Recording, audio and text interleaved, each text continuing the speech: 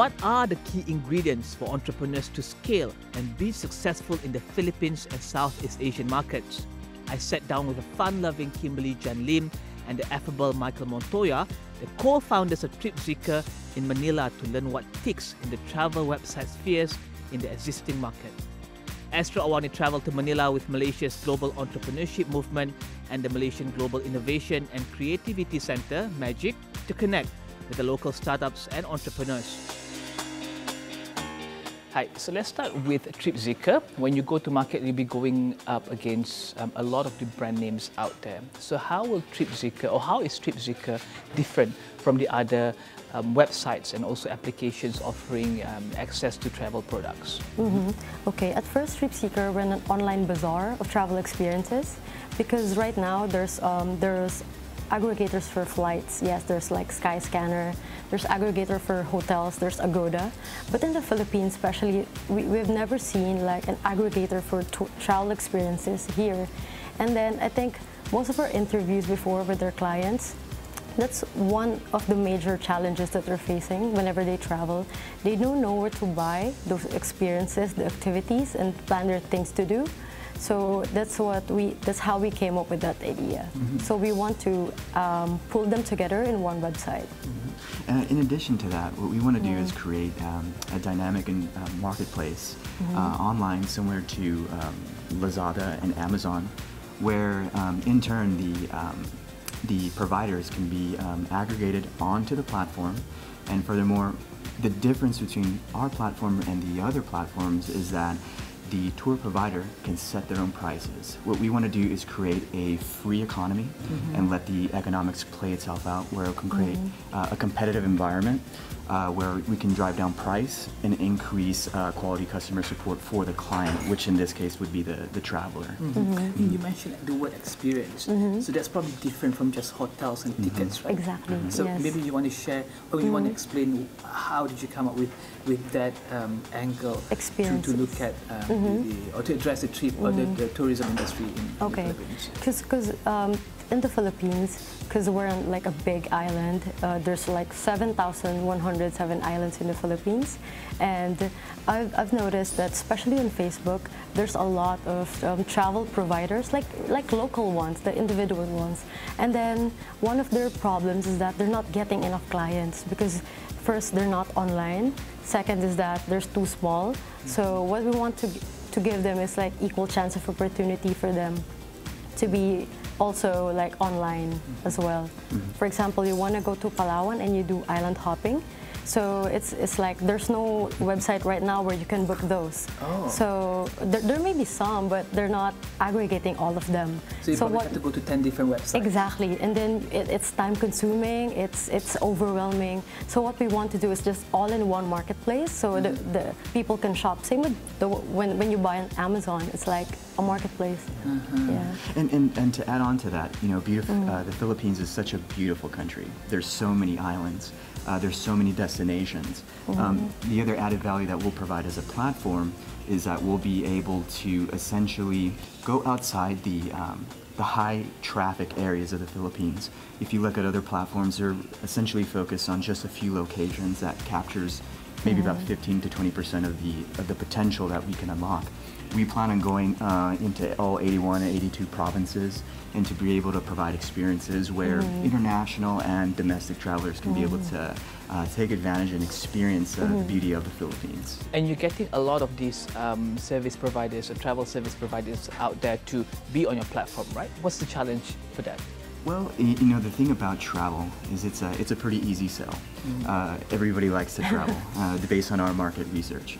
The challenge is obviously creating a unique selling proposition, which we think we do have within the platform, being that it's something new.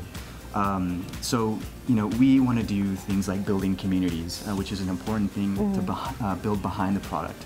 And that takes time. That creates opportunities for business development in different forms in the leisure side of what's available here in the Philippines.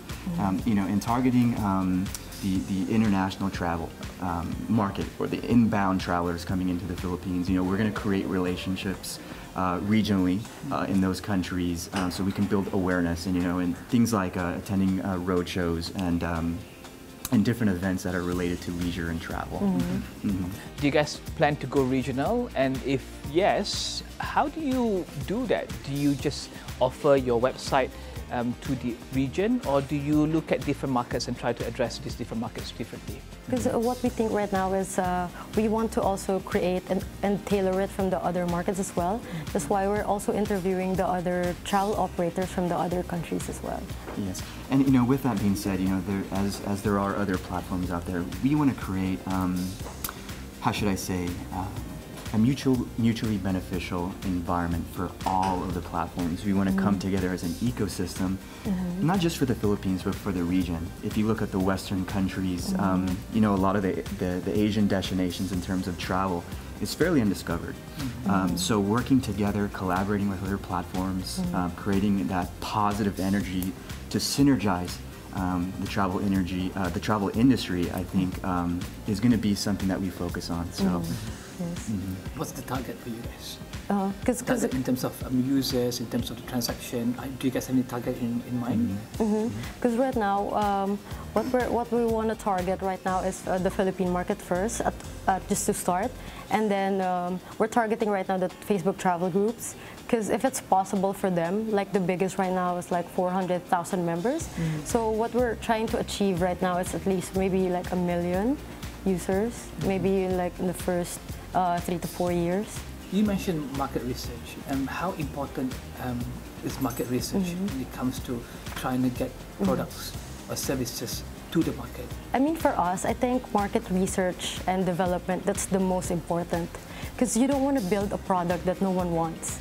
You don't want to build a product that no one needs. That's why it's very important. It's a continuous process for Trip Zeeker. Because what we want is to continuously cater to the needs of the travelers. Yes. It's really important that we have a short-term and a long-term vision. In the shorter term, business development, creating relationships with people is really what's going to bring people onto the platform, creating that awareness.